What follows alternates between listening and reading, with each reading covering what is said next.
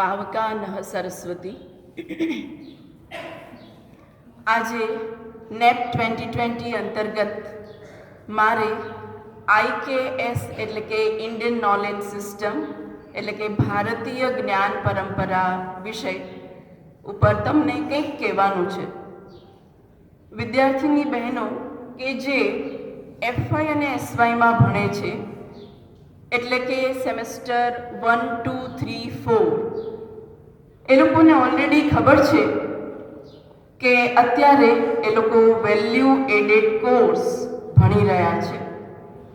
નામ સખત ભારેખમ છે અને એવું લાગે કે ભૂતકાળના કેટલાય વેદ ઉપનિષદની ઋચાઓ ભણવાની હશે અને ક્યાંય આપણે એને આપણા સંદર્ભમાં લઈ શકીએ એવું લાગતું નથી.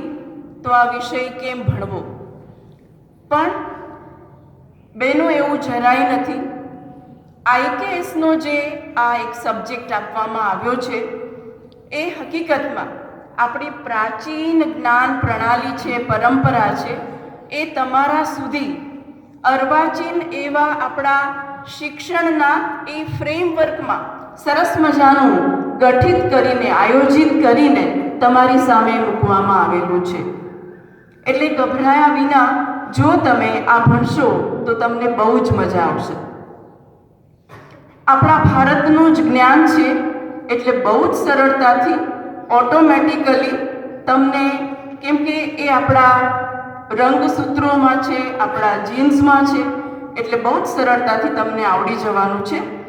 અને તમને ખબર હોય કે ન હોય, વેદ ભણવા થોડા અઘરા પડે, પણ ઉપનિષદો જો તમે એનો અનુવાદ વાંચી જાઓ તો બધી જ વાર્તાઓ છે, ખૂબ મજા આવે એવા બધા સુક્તમ છે, એવા બધા શ્લોક છે અને એમાંથી તમને જે જાણવા મળશે એ કંઈક અદ્ભુત જ હશે. લગભગ એમાંથી ઘણી ખરી બાબતો તો તમારા નાના નાની અને દાદા દાદીએ તમને કહેલી હશે એવી જ હોય અને એ જ કદાચ હું માનું છું કે પહેલું પગથિયું હશે. ઘરે પણ તમને બધા કહેતા હશે અને અહીંયા પણ ગુરુજનો એ વાતની શરૂઆત લગભગ કરી જ દેતા હોય છે. આપણે ત્યાં તો અમે પ્રાથમિકમાં સામે ભણતા એટલે ખ્યાલ છે કે 5મા 6ઠા ધોરણથી જ ગુરુજનો કહેતા હોય કે કેટલી દીકરીઓ સવારે ઉઠીને ધરતી માતાને પગે લાગે છે, કઈ કઈ દીકરીઓ છે જે રાત્રે સૂતા પહેલા આકાશની વિશાળતા વિપુલતાને ધન્યવાદ આપે છે, કેટલી એવી દીકરીઓ છે કે જે જમતા પહેલા ગાય અને કૂતરાને રોટલી નાખે છે અથવા તો ભોજન આપે છે, કેટલી કેટલી એવી દીકરીઓ છે કે જે રસોઈ બનાવી લે અને પછી અગ્નિ દેવતાને આહુતિ આપે છે. તો આ બધી આપણી જ્ઞાન પરંપરાની પાપા પગલી કહી શકાય. મને ખ્યાલ છે ત્યાં સુધી અમે ભણતા ત્યારે તો આ બધી જ બાબતોની ચર્ચા થતી અને અમને ખૂબ આનંદ આવતો અને રસ પડતો. હમણાં આપણે વાર્ષિક ઉત્સવ ગયો ત્યારે પણ વાત થઈ અને વખતો વખત અહીંયાથી પણ વાત થતી રહે છે કે ગુરુકુલ એક એવી વિશિષ્ટ સંસ્થા છે કે જ્યાં આપણા પૂજ્ય બાપુજીએ વર્ષો પહેલા નીતિશાસ્ત્રનું અધ્યયન કરાવવાનું શરૂ કરી દીધું હતું અને દીકરીઓ ત્યારથી આર્ય સંસ્કૃતિ અને ભારતીય સંસ્કૃતિ ઉપર અનેક ગણું જ્ઞાન ધરાવે છે. બહાર જઈએ ત્યારે આશ્ચર્ય થાય કે ઓ, આપણા જ લોકોને આટલી પણ નથી ખબર. તો દુઃખ થઈ જાય.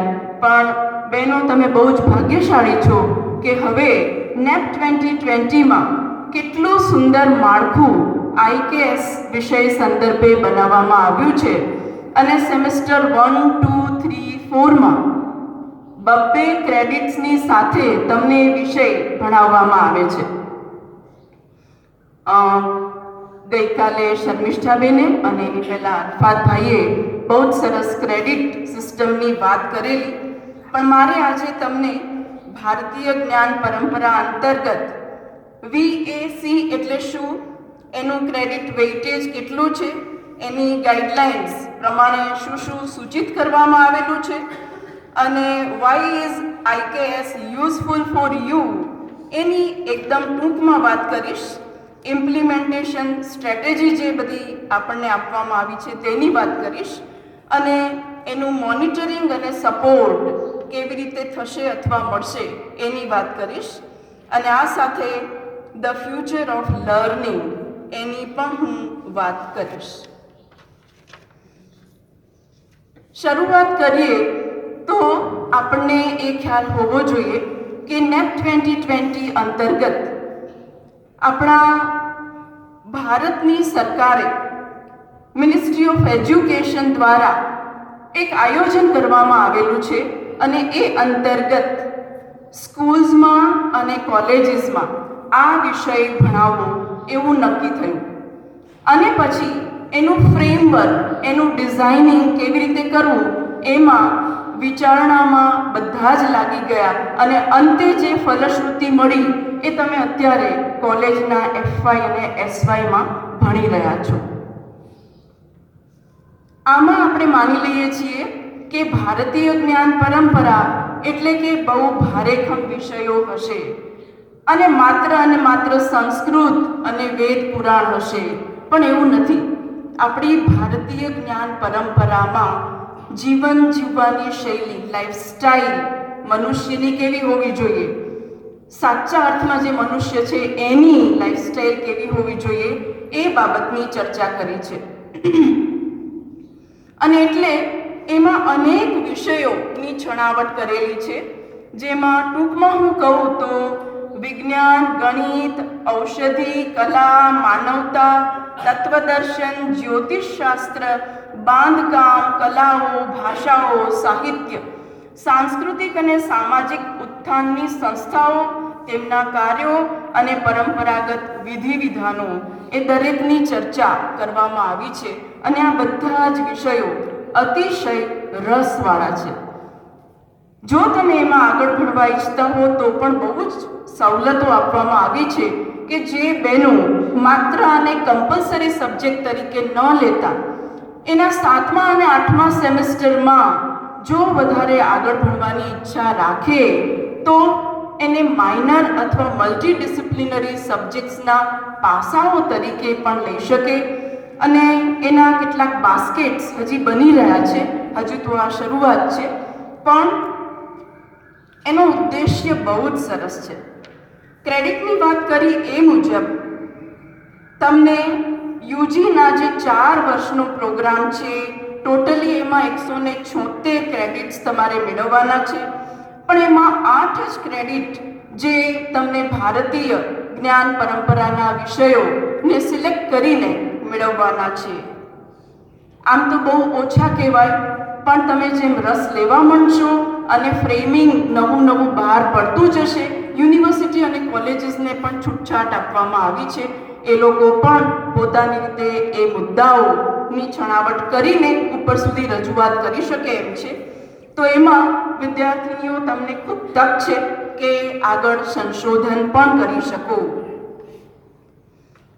આના જે વિષયો છે એમાં ખાસ કરીને કહેવામાં આવ્યું છે કે પ્રાચીન જે આપણી પરંપરાઓ છે એની સાથે સમકાલીન એટલે કે વર્તમાન સમયમાં પણ આપણી એ બૌદ્ધિક પરંપરાઓનો વારસો સચવાયેલો રહે, આ એનો મુખ્ય ઉદ્દેશ છે. અને એના માટે આ વિષય દ્વારા સ્કૂલ્સ અને કોલેજીસના એ ભણાવનારા બધા જ શિક્ષકોને એ રીતનું પ્રોત્સાહન આપવામાં આવ્યું છે કે એવું માર્ગદર્શન આપણે આપણા ભવિષ્યના સિટીઝન્સને આપવું કે વિદ્યાર્થીઓને આપવું કે એ લોકોને ખ્યાલ આવે કે ભારત એટલે શું, આ કયા પ્રકારનું રાષ્ટ્ર છે અને એના રાષ્ટ્ર નિર્માણમાં તમારો ફાળો કેટલો બધો હોવો જોઈએ. એટલે આના ઉદ્દેશ્યમાં એ જ છે કે રાષ્ટ્રના આ વારસાની સાચવણ કરી શકીએ અને એનું સંવર્ધન કરી શકીએ. પડકારો તો ઘણા જ છે, બહુ જ અઘરું અત્યારે લાગી રહ્યું છે, કેમ કે વચ્ચેનો જે સમય છે એમાં એક પ્રકારનો બ્રેક આવી ગયો હતો અને આપણી એ પેઢીને ખ્યાલ જ ન રહ્યો કે આ છે શું. પણ હવે જ્યારે નેપ 2020માં આપણે એના માટે આગળ વધી રહ્યા છીએ ત્યારે એમાં કેટલાક ઇનોવેશન્સની સાથે કેટલીક જોગવાઈઓ કરી છે કે જો સ્પેશિયલ કેસીસમાં પણ વિદ્યાર્થીઓ આ અલગ રીતે ક્રેડિટ વાઇઝ પણ વિષયને સિલેક્ટ કરવા ઈચ્છે તો એની પણ જોગવાઈઓ થઈ શકશે. હજુ એ ફ્રેમિંગ, એ ડિઝાઇનિંગ ચાલુ છે. જેમ મેં તમને ઓલરેડી વાત કરી દીધી કે યુજીસીની એ આપણી ગાઈડલાઇન્સ પ્રમાણે એને 8 ક્રેડિટ આપવામાં આવેલા છે અને વધુ ભલામણો જે કરવામાં આવી છે એમાં આઈકેએસની અંદરના મુખ્ય વિષયોમાં મેં કહ્યું એમ માત્ર અને માત્ર સંસ્કૃત કે વેદ એ નથી, પણ જો ગણિતમાં આગળ રસ હોય તો વૈદિક ગણિત, આરોગ્ય ક્ષેત્રે જો રસ હોય તો એમાં આયુર્વેદ, યોગ જેવા વિષયો પણ છે. એટલું જ નહીં, પણ એ યુજીના 4 સેમેસ્ટર દરમિયાન વિદ્યાર્થીનીઓ એના અલગ અલગ પાસાઓનો અભ્યાસ પણ કરી શકે પોતપોતાના ગુરુજનોના એ માર્ગદર્શનમાં, એના આઈકેએસના નેજા હેઠળ. આ સાથે ખૂબ જ સ્પષ્ટતાથી ભારતના ઉચ્ચ શિક્ષણ વિભાગે પણ કેટલાક વિષયોનો આઈકેએસમાં સમાવેશ કરવા માટેની તજવીજ પણ શરૂ કરી દીધી છે અને એના માટે મેજર અને મલ્ટીડિસિપ્લિનરી માં પણ કેટલાક વૈકલ્પિક અભ્યાસક્રમો ઓફર થઈ શકે છે. વેલ્યુ એડેડ કોર્સ જે તમે ઓલરેડી જાણો છો, એફવાય અને એસવાયના બેનો સેમેસ્ટર 1, 2, 3, 4, તો આ વિદ્યા શાખામાં હજુ આગળ જતા તમને ઇન્ટર્નશીપ અને એપ્રેન્ટિસશીપ પસંદ કરવાની પણ મંજૂરી આપી શકાશે.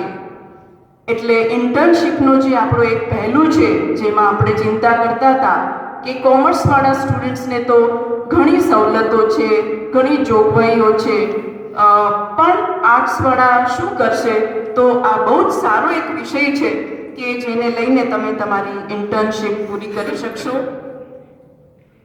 વિદ્યાર્થીઓને તેમના પ્રોજેક્ટ્સ 7મા અને 8મા સેમેસ્ટરમાં ખાસ કરીને જો કરવા હોય તો એમાં પણ વિષય પસંદગી આઈકેએસમાંથી કરી શકાશે, જે બહુ જ એક મહત્વનો મુદ્દો છે.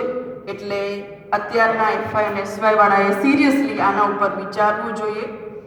આ સાથે આઈકેએસમાં જે કહી શકાય કે પ્રેક્ટિકલ પણ કેટલાક આસ્પેક્ટ્સ છે, એટલે કે એ પ્રાયોગિક પાસાઓમાં જો આગળ વધવું હોય વિદ્યાર્થીનીઓએ તો એમાં યોગ, ધ્યાન, આયુર્વેદ, શાસ્ત્રીય સંગીત પરંપરા અને ભારતીય હસ્તકલા જેવા વિષયોને પણ લઈને એ લોકો આગળ વધી શકે છે.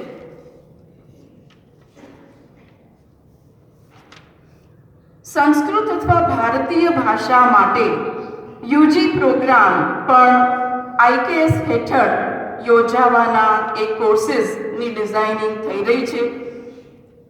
એટલે કે આર્ટ્સ, કોમર્સ, હોમ સાયન્સના તમામ વિદ્યાર્થીઓ પણ આ બાસ્કેટમાંથી પોતાને પસંદગી પડે એવા એ વિષયો ફાઉન્ડેશન કોર્સના નેજા હેઠળ અથવા નામ હેઠળ લઈ શકશે.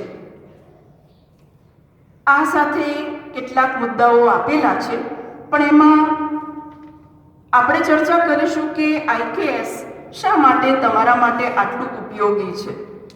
તો સૌથી પહેલી વાત આપણને જે કરવી જોઈએ એ છે કે કારકિર્દીની તકો વધારે છે. તમને અત્યારે ખ્યાલ હશે જ કે આર્ષ વિદ્યાના કોર્સીસ ચલાવાય છે, જેમાં આદિ શંકરાચાર્ય એમણે જે વેદોનું ભાષ્ય લખ્યું છે એની સમજણ અપાય છે અને એ રીતે અલગ અલગ સંપ્રદાયો પોતપોતાના મહાન ગ્રંથોને સમજાવવા માટે અલગ અલગ તાલીમ આપી રહ્યા છે. ફેકલ્ટી ડેવલપમેન્ટ કોર્સીસ છે, વિદ્યાર્થીઓને એ રીતે શિક્ષિત કરવામાં આવે છે. હવે ઘણી જ જાગૃતિ સમાજમાં ફેલાઈ રહી છે, ત્યારે મને કહેવું ગમશે કે આપણે આ તો જાણીએ જ છીએ કે પતંજલિ યોગ પીઠમાં હરિદ્વારમાં કેટલી સરસ રીતે તમે ક્યારેક એના પ્રોગ્રામ્સ જોતા હશો તો ખ્યાલ આવશે. એ જ રીતે આપણે અહીંયા પણ સાંદીપનીમાં સંસ્કૃત દિવસો ઉજવાય છે, અઠવાડિયું ઉજવાય છે, અને ત્યાં કેટલાય બધા સ્ટુડન્ટ્સ છે એ ભગવદ્ ગીતા આખું એનું ભાષ્ય કરે છે. એટલું જ નહીં પણ વેદ ઉપનિષદ કેટલા લાંબા લાંબા હોય છે તો પણ મોઢે બોલે છે. તો આ કંઈ અશક્ય નથી. Nothing is impossible. હા, થોડું ડિફિકલ્ટ છે કેમ કે એનાથી આપણો નાતો તૂટી ગયો છે, એટલે આપણે એની સાથે જોડાણ કરવા માટે વધારે પડતી શક્તિ લગાવવી પડશે અથવા મહા મહેનત કરવી પડશે. એ 100%ની વાત છે. આ સિવાય જે મેં વાત કરી શોધ કાર્ય માટે અને નવા નવા વિષયો જે હવે આવી રહ્યા છે એમાંથી થોડાક નામ આપણે જાણીએ છીએ, અને એ નામ છે organic farming, Ayurveda based wellness products અને રિન્યુએબલ એનર્જી. આવા તો અનેક વિષયો હવે તમને ભણવાની મજા આવશે જો એ સિલેક્ટ કરશો તો. અને ઓર્ગેનિક ફાર્મિંગ તો આપણી કોલેજમાં ઘણી જ બહેનો, મોટે ભાગે મને લાગે છે કે ઇકોનોમિક્સની બહેનો એમાં ઓલરેડી છબછબિયા કરી રહી છે, એટલે ઘણી તકો છે. જો તમે ધારો તો એમાં આગળ વધી જ શકો. આ સિવાય બીજો એક મુદ્દો જે આપણે શા માટે એનું શું પ્રયોજન છે, બીજું છે કલ્ચરલ એન્ડ ઇન્ટેલેક્ચ્યુઅલ એનરિચમેન્ટ. આપણા બધા જ વિદ્યાર્થીઓ હોલિસ્ટિક એવું ડેવલપમેન્ટ પોતાની પર્સનાલિટીનું કરી શકશે. તમને ખ્યાલ હોય તો પહેલાં આઈક્યુનું બહુ મહત્ત્વ હતું, પછી ઇક્યુનું મહત્ત્વ થયું, ઇન્ટેલેક્ચ્યુઅલ ક્વોશન્ટ, પછી ઇમોશનલ, અને હવે એસક્યુનું મહત્ત્વ વધવા માંડ્યું છે. તો એ જ આ બાબત છે, વેલ્યુ બેઝડ અથવા વેલ્યુ એડેડ કોર્સ. શા માટે? જેનાથી આપણી મોરાલિટી વધે અને આપણે એ બાબતમાં મનુષ્ય તરીકે વર્તતા થઈએ. દિલ્હી અને મોટા સિટીઝમાં જે બહેનો દીકરીઓ ઉપર અકારણ જે ખરાબ કાર્યો થાય છે એ અટકે જો આ વેલ્યુ બેઝડ પ્રોગ્રામ્સ એક શેરીમાં ફેલાઈ જાય. તમને પણ ખ્યાલ હશે કે પહેલાં સ્વાધ્યાયનું મહત્ત્વ કેટલું હતું. વચ્ચેના એક યુગમાં લગભગ શેરીએ શેરીએ એ સ્વાધ્યાયવાળા બહેનો ફરતા અને ખૂબ જ્ઞાન આપતા. એવી રીતે લગભગ દરેક સેક્ટમાં એવું હોય જ છે. રિસર્ચ અને ઇનોવેશનની પણ મેં વાત કરી કે કન્ટેમ્પરરી ચેલેન્જીસ જો આપણે એમાં પડકારને ઝીલી લેવો હોય તો તમારા જેવા વિદ્યાર્થીઓ જે પ્રકારનું ઇનોવેશન કરીને, રિસર્ચ વર્ક કરીને દુનિયાને દેખાડશે કે ભારત પાસે આટલા સોલ્યુશન્સ છે. દુનિયાની એટલે કે વૈશ્વિક કોઈ પણ એવી સમસ્યા હોય એનો હલ આપણી પાસે છે અને છે જ. આપણે એ પુસ્તકો ખોલીને જોવાની એટલી જ વાર છે. એટલે જાગૃતિ લાવવી જેનાથી આપણે આઈકેએસને સફળ બનાવી શકીએ. એના ઇમ્પ્લિમેન્ટેશનના જે સ્ટ્રેટેજિક પોઈન્ટ્સ આપેલા છે હાયર એજ્યુકેશન ઓફ ઇન્ડિયાએ, એ પણ આપણે ખાલી અછડતો ઉલ્લેખ કરી લઈએ કે એને કારણે કરિક્યુલમ ડેવલપમેન્ટ થશે. Universities and colleges can design new courses, increasing their academic offerings and attracting a wider student base. Faculty development and training પ્રોગ્રામ્સની પણ સરસ મજાનું એનું આયોજન કરી શકશે. ટીચિંગ મેથોડોલોજી પોતાની બદલી શકશે. એકેડેમિક પ્રેસ્ટીજ એનાથી વધી શકશે. ઇન્સ્ટિટ્યુશનલ રેકગ્નિશન અને ફંડિંગની ઓપોર્ચ્યુનિટીઝ પણ મળશે. બહુ મોટી વાત છે કે આનાથી ગ્રાન્ટ્સ, રિસર્ચ ફંડિંગ, કોઈની સાથે કોલેબોરેશન કર્યું હોય તો એની ઓપોર્ચ્યુનિટીઝ પણ બહુ જ વધી જશે અને ગવર્મેન્ટ આમાં આપણને મદદ કરશે. મોનિટરિંગ અને સપોર્ટ થવો જ જોઈએ અને એટલા માટે આ એક ઇન્સ્ટિટ્યુશનલ રિસ્પોન્સિબિલિટી બની રહેશે. અને જેમાં HEI એવું કહેવામાં આવ્યું છે કે HEI એટલે higher education of India should establish dedicated committees to oversee the integration and promotion of IKS. બધા જ સ્કૂલ્સ અને કોલેજીસમાં આનો યોગ્ય રીતે અભ્યાસ કરાવાય છે કે નહીં, એનું પ્રમોશન થઈ રહ્યું છે કે નહીં, સાચે જ વિદ્યાર્થીઓમાં આનું શિક્ષણ અપાઈ રહ્યું છે કે નહીં અને વિદ્યાર્થીઓ આને સમજી રહ્યા છે કે નહીં, એ બધી જ બાબતની ચકાસણી કરવામાં આવશે. ક્વોલિટી એશ્યોરન્સ પણ માગવામાં આવી છે અને આનાથી સ્ટુડન્ટને સપોર્ટ મળશે. આપણે જે નેકમાં કર્યું હતું ગ્રીવિયન્સ રિડ્રેસલ, એ જ પ્રકારની અહીંયા એક ડેડિકેટેડ સિસ્ટમ ઊભી કરવામાં આવશે અને એમાં ખાસ લખેલું છે કે a dedicated system should be in place to address concerns related to IKS based courses. એટલું જ નહીં, પણ બહુ જ સરસ એક વાત છેલ્લે કરી દેવામાં આવી, એ છે ધ ફ્યુચર ઓફ લર્નિંગ. આપણે આ કોર્સ ભણીશું તો ભવિષ્ય કેવું રહેશે. જનરલ આપણી માન્યતા કેવી હોય છે કે IKS is not just about present, it is always about past. ના, એવું નથી. એ માત્ર અને માત્ર ભૂતકાળની જ વાતો અથવા એને વાગોળ્યા કરવી એવું નથી. એ એકચ્યુઅલી વર્તમાન પરિપ્રેક્ષ્યમાં એ બધી જ પ્રણાલીઓને જોવાની અત્યારે આપણને આપવામાં આવેલી તક છે. એટલે આ કોર્સને આપણે પૂરા મનથી ભણવો જોઈએ અને ઓફકોર્સ અમારે ભણાવવું જોઈએ. It's about integrating timeless knowledge into the present to create a future-ready education system. આનો મતલબ જ એ છે કે ફ્યુચરમાં જે પણ હવે શિક્ષકો આવશે એના માટે એક રેડી મટીરિયલ હોય અને એમાં એજ્યુકેશન સિસ્ટમ એ પરિપૂર્ણ રીતે તૈયાર હોય અને આપણા બાળકો એટલે કે તમે બધા બહુ જ સરસ રીતે એને ભણો અને તમારી પછીની પેઢી માટે એક ઉત્તમોત્તમ રેડીમેડ એ પ્રકારનો સિલેબસ તૈયાર હોય અને એમાં પેઢી દર પેઢી ભણીને આપણું એ ભારત આગળ આવે અને વિશ્વમાં એના નામનો ડંકો બજાવે. એ એકચ્યુઅલી આપણું એટલે કે ભારત સરકારનું સ્વપ્ન છે. બહુ વધારે હું નહીં કહીશ, પણ મને એકાદ વાત કેવી ગમશે કે 4 વેદ તો તમે જાણો જ છો, એટલે રિપીટ કરવાની કંઈ જરૂર નથી.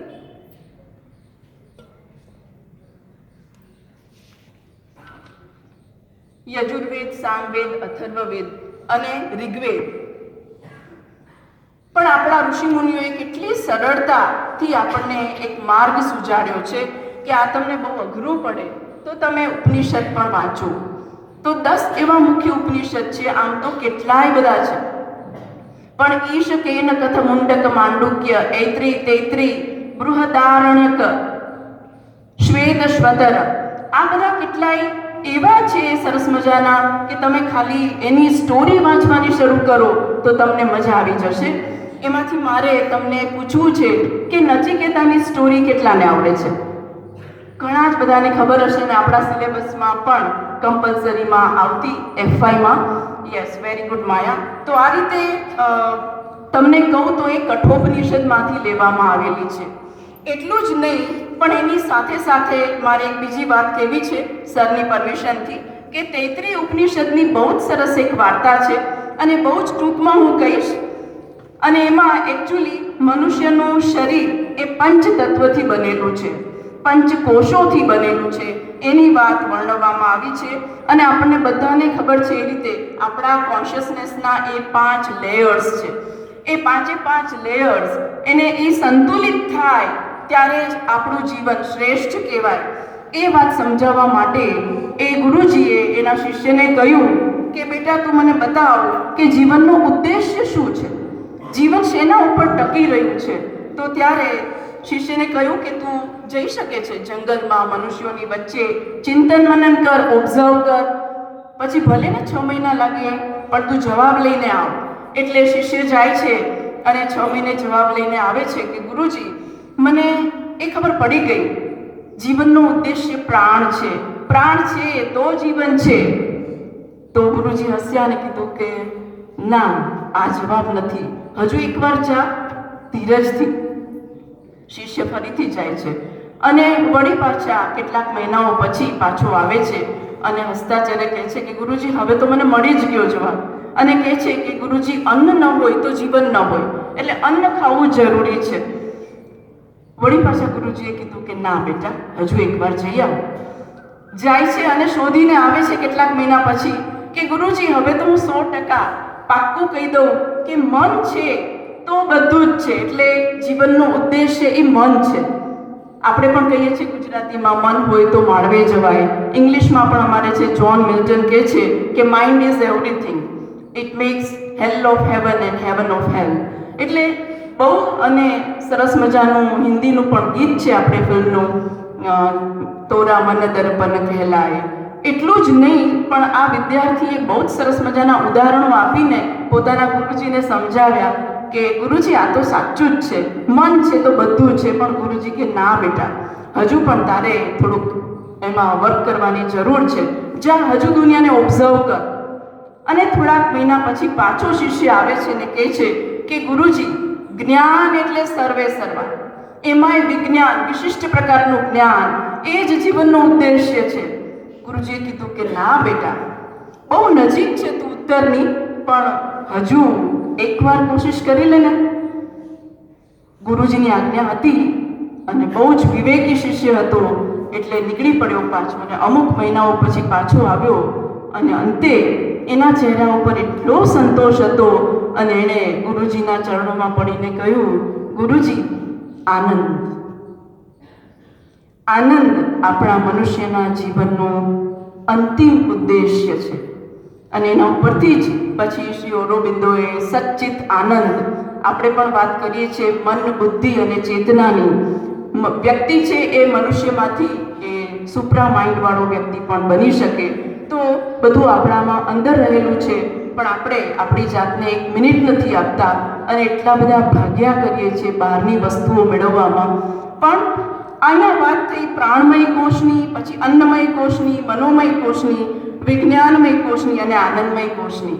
તો આ રીતે તૈત્રીય ઉપનિષદની સ્ટોરી તો બહુ જ સરસ છે.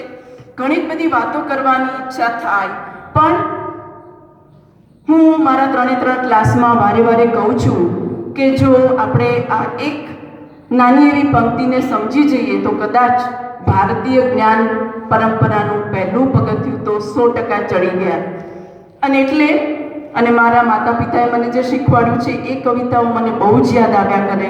અને એ છે કવિ મીન પિયાસીનું કાવ્ય, જે FYSYTYની બહેનોને આવડે જ છે. ઓલરેડી કોઈ કહી શકશે જે હું વારે વારે ગાઉં છું, લગભગ મહિના 2 મહિનામાં એકવાર? યસ. કબૂતરોનું ઘૂ ઘૂ ઘૂ ને કોયલ ગુંજે કુ કુ કુ ને ભમરા ગુંજે ગુ ગુ ને છછુંદરોનું છું છું છું. પછી તો બહુ લાંબી કવિતા છે, પણ હું ચોક્કસ કહીશ કે છેલ્લી પંક્તિ તમે બરાબર સાંભળજો. પરમેશ્વર તો પહેલું પૂછશે કોઈનું આંસુ લૂછ્યું તું, ગે ગે ફે ફે કરતા કે શું હે શું શું શું. કબૂતરોનું ઘૂ ઘૂ ઘૂ ને કોયલ ગુંજે ગુ ગુ ગુ. Thank you very much.